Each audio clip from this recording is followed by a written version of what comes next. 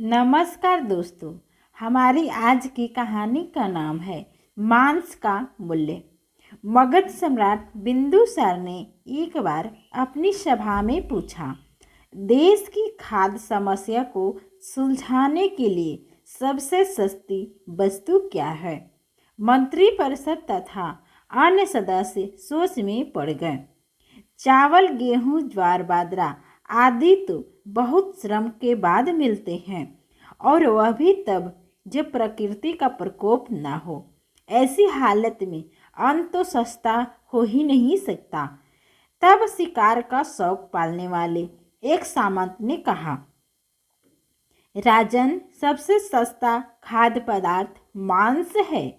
इसे पाने में मेहनत कम लगती है और पौष्टिक वस्तु खाने को मिल जाती है। सभी ने इस बात का समर्थन किया, लेकिन प्रधानमंत्री चाणक्य चुप थे। तब सम्राट ने उनसे पूछा, आपका इस बारे में क्या मत है। चाणक्य ने कहा, मैं अपने विचार कल आपके समक्ष रखूंगा। रात होने पर प्रधानमंत्री उस सामंत के महल पहुंचे। सामंत ने द्वार खोला। इतनी रात गए प्रधानमंत्री को देखकर घबरा गया। प्रधानमंत्री ने कहा, शाम को महाराज एकाएक बीमार हो गए हैं। राजवैद्य ने कहा है कि किसी बड़े आदमी के हृदय का 2 तोला मांस मिल जाए तो राजा के प्राण बच सकते हैं। इसलिए मैं आपके पास आपके हृदय का सिर्फ 2 तोला मांस लेने आया हूँ। इसके लिए आप 1 लाख स्वर्ण मुद्राएं ले लें।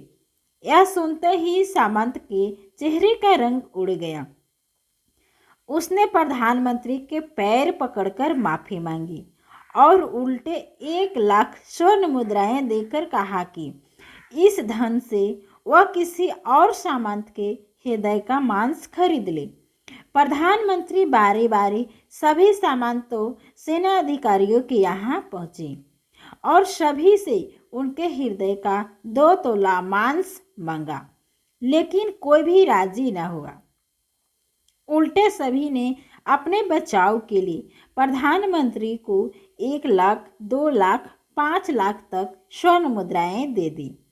इस प्रकार करीब 2 करोड़ स्वर्ण मुद्राएं का संग्रह कर प्रधानमंत्री सवेरा होने से पहले वापस अपने महल पहुंचे और समय पर राज्यसभा में प्रधानमंत्री ने राजा के समक्ष 2 करोड़ स्वर्ण मुद्राएं रख दी। सम्राट ने पूछा, यह सब क्या है। तब प्रधानमंत्री ने बताया कि 2 तोला मांस खरीदने के लिए इतनी धनराशि इकट्ठी हो गई, फिर भी 2 तोला मांस नहीं मिला। राजन, अब आप स्वयं विचार करें कि मांस कितना सस्ता है। जीवन अमूल्य है। हम यह न भूलें कि जिस तरह हमें अपनी जान प्यारी है, उसी तरह सभी जीवों को भी अपनी जान उतनी ही प्यारी है, लेकिन वो अपना जान बचाने में असमर्थ हैं और मनुष्य अपने प्राण बचाने हेतु हर संभव प्रयास कर सकता है, बोलकर, रिझाकर, डराकर, रिश्वत देकर आदि आदि।